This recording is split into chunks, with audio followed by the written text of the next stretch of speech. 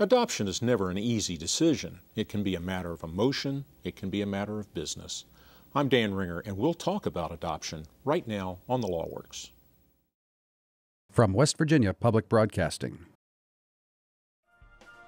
The Law Works is made possible by the generous support of the West Virginia State Bar, the Monongalia County Bar Association, and by a major grant from the West Virginia Bar Foundation, promoting public knowledge of the law in West Virginia. The West Virginia Bar Foundation, the philanthropic organization for West Virginia's legal profession and justice system.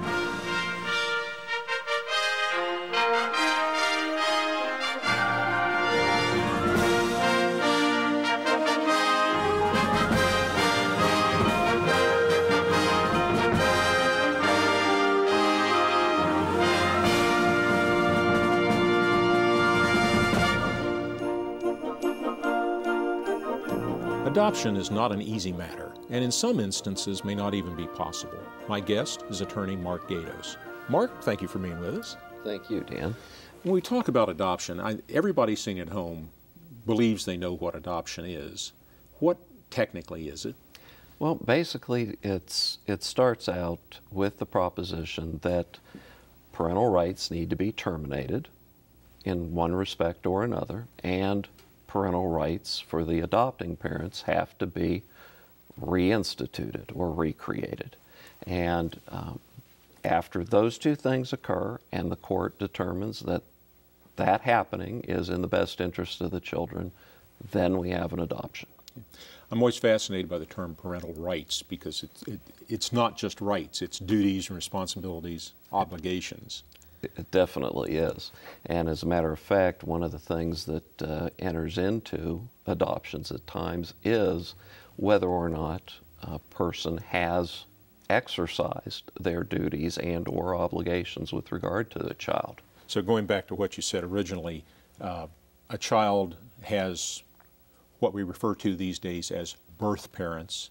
There's a mother and there's a father, and those people have certain rights with regard to the child, but certain obligations with regard to the child. Absolutely right. And then we want to end those rights and obligations and create new rights and obligations in one or two other people. Correct.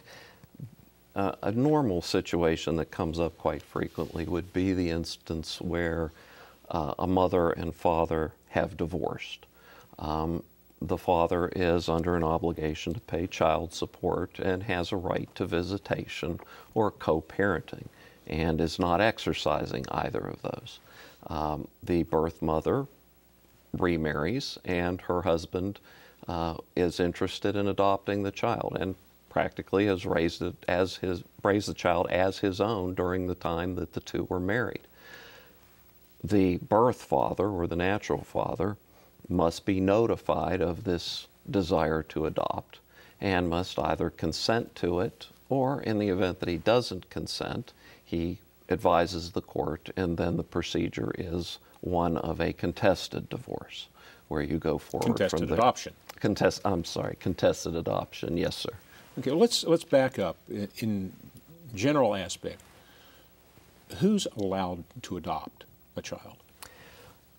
Any person over the age of 18 who is at least 15 years older than the child, who has good standing in the community.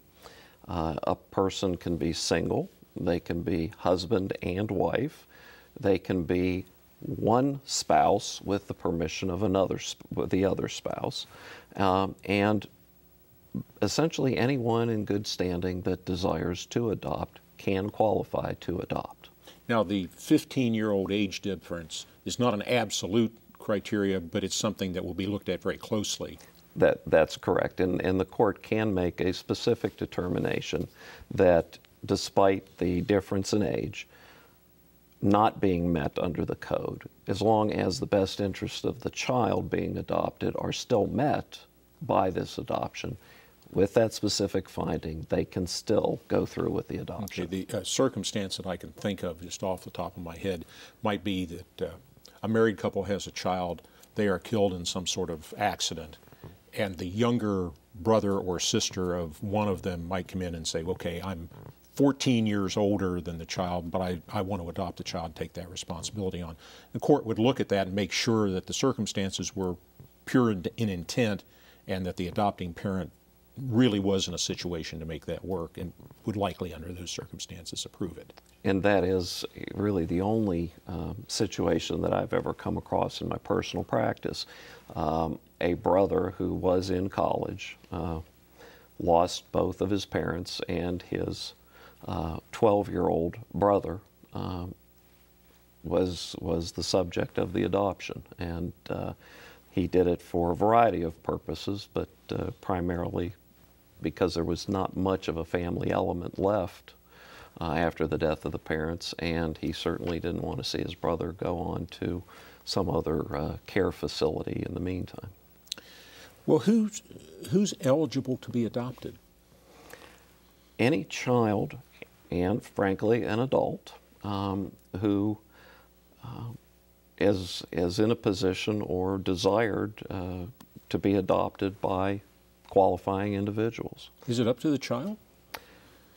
It is not up to the child, but for instance, in the event that a child is over the age of 12, the court actually brings that child up and the child must consent in front of the court, age 12 or older. Age 12 is kind of a magic number in a courtroom, and it occurs in a number of circumstances. It's actually a range of ages 12 to 14 that lawyers and courts are most concerned about, and 12 is kind of the threshold age. But if a child is reasonably intelligent and reasonably articulate at about the age of 12, their interests, their desires become important. And it's kind of because a court looks at a child and says, well, you're going to be a teenager real soon, or you are a teenager now, and we're not going to be able to make you do anything you don't want to do. And it's probably out of deference to the mental health of the parents, too, I would have to say. Yeah. What's the legal process that one goes through to effect an adoption? Primarily, you start off with a petition to the court seeking the order of adoption. In that process, upon the filing of the petition, you normally have, prior to that, sought out the other parent, the one that you're seeking consent from, or the one that you intend to argue with, for lack of a better term, at court. You send out the documentation asking for their permission, their consent, and waiver. If you get that back and all is good, then you file your petition. Now, the child, of course, must live with the adopting parent for at least a period of 6 months. And at that point, you file your petition, and as long as the order is entered after the child has been with the adopting parent for 6 months or longer, then you're good to go. The next step in the process is there is a hearing. Now, the judge enters the petition and, depending on the circumstances, may request a home study be done and assigns that task to various groups that do that type of thing, including guardian ad litems, the various state departments. And then that home study is performed, a report is turned over to the court, and then you proceed to hearing. Successful conclusion of the hearing, an order is entered. One of the nicest proceedings I was ever involved in was an adoption where mom was having her new husband, or the new husband was adopting the mom's child. And at the end of the hearing, the judge said to me, he said, do you have any other questions you want to ask of anybody? And I said, I do. And I turned to the child, who was 3 or 4 years old, and I said, Billy, who's that guy sitting there? And he grinned, he literally says, Daddy. The judge looked at him and said, you're right. You made it, you made it sound easy without regard to how complex the procedures are that you have to go through, but it's not that easy. It is not. There are a variety of considerations that go into an adoption, and for instance, in the term of a consent. If the biological father is consenting, that individual has an absolute right to be informed of a particular list of rights that he has. And they include everything from the right to counseling, which must be provided by the department free of charge. That's the Department of Health and Human Services Yes, here in West Virginia. Absolutely. The right to revoke his consent within a certain time period. The right to consult with a lawyer about these rules and regulations. The right to cover and contest those things which are alleged in the petition. In other words, challenge the rightful adoption of this child by this person because this person is unfit, for instance, or to make an issue of the fact that the petition is faulty and doesn't comply with the statutory provisions under the adoption rules. So many times that decision to consent and waive comes down to one or more of those issues, and then you have a problem. There are other issues, including the unknown father. Obtaining service of process or notice under the statute requires a variety of steps to be taken, kind of too complicated to get into here, but definitely are required. We're talking about adoption in West Virginia. My guest is attorney Mark Gatos. I'm Dan Ringer, and this is The Law Works. You alluded to something that puts fear into most lawyers, and that's the unknown father. How does it come about that the father's unknown? By a variety of things, not the least of which is an affidavit that must be signed by the mother. And hopefully you are dealing with a situation where the mother is known. In some instances, the mother has relinquished her parental rights through some type of procedure, proceeding in court, or through an adoption agency. And sometimes the parental rights are terminated for you. I mean, you may say, I want to be the father, and a judge, upon request of an appropriate authority, says, you're not a fit guy to be the father. Absolutely, and that oftentimes comes up with abuse and neglect proceedings, criminal behavior toward the child in particular. Those can lead to the termination of parental rights. In that instance, the notice is not required. However, the department or the adoption agency with which the child is placed, foster parents, all of those folks have a right to know about what's going on.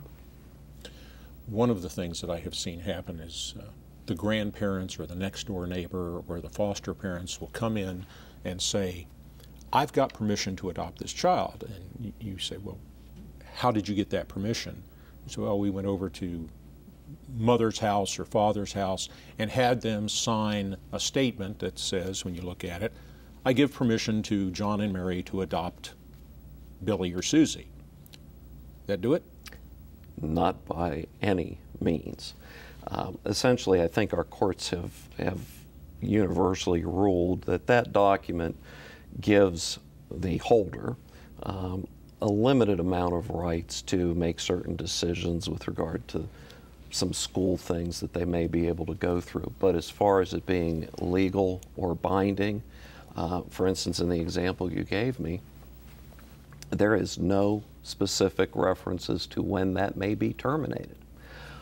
I'm in the military. I give my mother, because I'm unmarried, I'm a widower, I give my mother control of my children while I'm away. That's fine. That'll cover most bases. It does not establish in her parental rights. Now, that document we would call a power of attorney, or Correct. perhaps a limited power of attorney. Exactly. To do certain things. Take the child to school, take the child for medical care. And most often, a school or a medical care provider wants to see a document like that.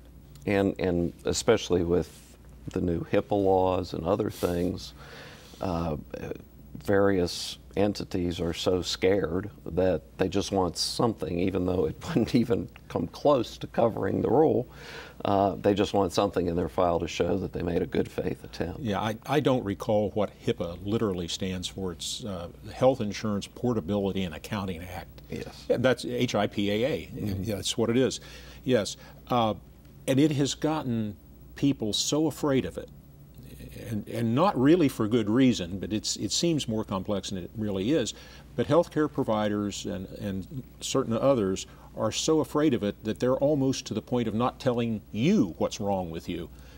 And certainly anybody not you, they're going to require a lot of information and a lot of consents and a lot of writings before they'll say anything.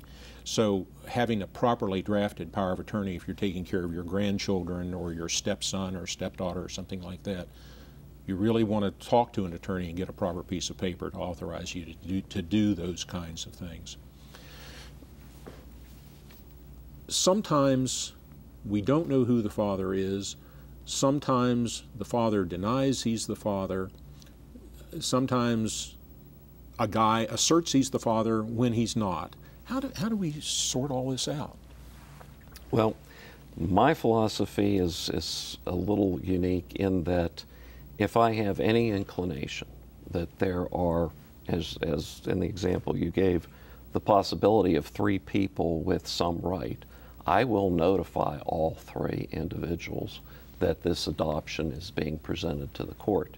Now, you have the birth father, or as I say, the natural father that was, for instance, the husband at the time of the birth. Paternity may say that's not his child, however, he is on the birth certificate and presumed. And the law presumes that if a woman conceives a child or has a child while she is married, her husband is the father of that child. And his name appears on that birth certificate automatically as the father. Time goes on and that changes. It turns out that paternity is attempting to be established by another individual, and mom is attempting to have the child adopted by her second husband, for instance. Again, the second husband is the petitioner, the mother is consenting. The father on the birth certificate, who is not the legal father, well, who is the legal father but not the birth father or natural father, and the actual father who is attempting to prove paternity, all have to be notified. You know, the thought occurs to me, this program is posted to YouTube and it's being posted to iTunes also as a podcast, and somebody's going to listen to this and they're going to say, yep, they're in West Virginia. Folks, this happens everywhere, where the woman may not know who the father of the child is. Somebody may be claiming to be the father but isn't. Somebody may be denying to be the father but is. It can be very complex and very nasty, and within the legal community it's pretty widely recognized there are a lot of children running around who are not their father's child, even though mom says they are.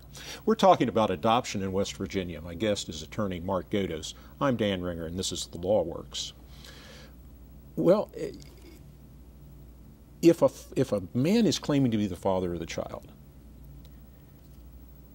that pretty much shuts down the adoption process unless you can either prove he's not or that he shouldn't be. Yes, it can delay things, and it can shut it down completely, particularly if that individual has gone through the process of acting as the father, holding himself out to be the father, taken certain steps to support the child, or prenatal and postnatal assistance to the mother. Those types of things, which we get into in an abandonment argument, all are good evidence that he has standing to contest this adoption. Many times I have heard people come in and say, well, the woman typically comes in and says, I want my new husband, or my first husband, if she had a child when she wasn't married, to adopt this child. He wants to adopt this child. We want to be a home. We want to be a family. But my ex-husband, my ex-boyfriend, the child's father, is refusing to give up his rights. He wants to see the child. He's willing to pay child support. I just don't want him in the family. I don't want his nose in my tent. That's not going to be a successful adoption under those circumstances. No, without more, the courts and the state do not interfere or terminate someone's parental rights simply because mom and dad don't get along. Even if that's what the child wants, and even if it looks like it would be in the child's best interest. Correct. Stepdad is worth $1 gazillion, and the real father is an unemployed bum. And it's not to say you're a bum if you're unemployed. He's unemployed and a bum. So he just is not. It would not be in the child's best interest logically to have that man be the child's father. But the law's going to allow him to be if he wants to be. If he wants to be, and he has held himself out to be, and taken steps and been involved with that child. Absolutely, he continues on in that capacity. Well, in preparation for this show, and you mentioned the word abandonment, we need to talk about what constitutes abandonment. I'm not going to give you a test and ask you to name all of the ways that it happens, because there's a fairly long list of it. But in West Virginia, abandonment can be found if one of the parents fails to support the child within that parent's means. What does that mean? Essentially, the simplest example would be in a divorce scenario, you have been assigned a certain amount to pay in child support.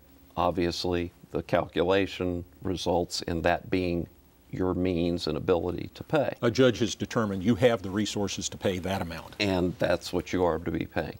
You have been dragged back to court kicking and screaming. You've been thrown in jail several times, and you still refuse to pay your child support. That's what they're talking about. Or you know this is your child and you refuse to acknowledge that child. That's another form of abandonment. And then add to that the financial component that you have the means to support this child and you are providing no assistance to the mother. Another way to abandon a child is failure to visit or communicate when it's possible to do that. Now, it means if a person's in the military and they're overseas, they can't visit, but they may be able to communicate, and they may try to communicate. And that failure to visit or communicate has to continue for 6 months without interruption. What does without interruption mean? For instance, if within that 6-month period the child had a birthday, you were away or predisposed in some other capacity to some other event, and you simply sent a card, you phoned, that would interrupt that 6-month cycle. If you have not been heard of, seen, or particularly good evidence of that is you've moved without providing a forwarding address or any further information to be able to contact you, and for 6 months you have had no contact with your child whatsoever, haven't sent your support payment, that can be considered your 6-month period. Technically, we say that's a presumption of abandonment. Right. And then it's possible for the parent to come in and say, well, here's why I couldn't communicate, and that may be forgiven by the judge. Of course, if you're in prison for raping the child's mother and don't communicate because you're in prison, that doesn't count. Logically, it shouldn't, and it doesn't. Another way to abandon is to failure to contribute for prenatal care and birth expenses within your means, and I think you alluded to that. Right, and these things are to be taken as a whole, in conjunction with one another. The simple non-communication in 6 months, but you are providing care financially or some other form, we don't have abandonment. You have sent cards, pictures, letters, but financially you've had some medical issue or some other things that have come up that have caused you not to be able to send your support, including the fact that you couldn't afford a lawyer to go back to court to get your child support reduced. That's another example. These items that you've listed, and roughly there's 5 or 6, they are looked at together. And that is one of the factors particularly, and that one normally combines with the fact that you do not even identify that child as yours. If you say that's not my child, that's a big matter in the concept of abandonment. The judge will say, okay, that's really... One of the last criteria for abandonment or possibilities for abandonment is the father fails to make reasonable efforts to discover that the woman was pregnant or had a child. And I would refer to that as the case of the unknown child. All of a sudden you get something in the mail that says, we want to adopt your child that you didn't know you had. So, guys, if you're going to have sex with a woman, you need to follow up and find out if there's a baby that results out of that, if you want that to be your child. Dan, in all honesty, I have no idea how that becomes a factor. I would assume that you can counter that argument with perhaps evidence that you were not. If I'd had known, I would have done something. Right. Mark Gatos, thank you for being with us. Thank you, Dan. Appreciate being here. Adoption is a complex, multifaceted undertaking. Thank you for being with us. On behalf of the LawWorks, I'm Dan Ringer. Good evening. On the LawWorks webpage at thelawworks.org, you'll find a listing of recent The LawWorks program topics and additional information about this show's topic. If you would like to recommend this program to a friend, you'll find a video of the program at the LawWorks website. You'll also find free video and podcasts of previous programs on YouTube and iTunes. If you would like to suggest a topic for a future program, or if you're a school teacher and would like to receive a free copy of this show for classroom use, send us an email to thelawworks@comcast.net.